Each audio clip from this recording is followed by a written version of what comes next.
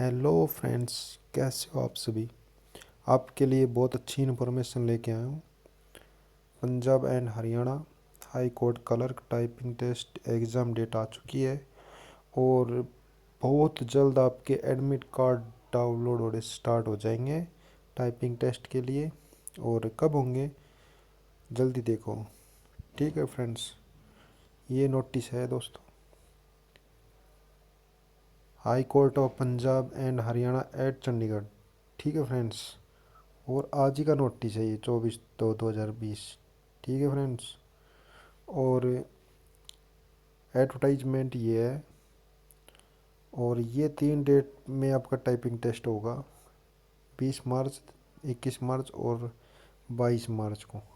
ठीक है फ्रेंड्स, और इस साइट पर एडमिट कार्ड आपके 27 फरवरी को डाल दिए जाएंगे।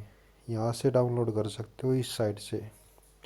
ठीक है फ्रेंड्स, और टाइपिंग स्पीड कितनी होगी, कितने वर्ड मिलेंगे आपको, 600 से लेकर 700 वर्ड पर मिनट मिलेंगे आपको। और आपका 10 मिनट का टाइम होगा, 30 की स्पीड लेके आनी है आपको। ठीक है फ्रेंड्स, और यही इन्फॉर्मेशन आपको देनी थी।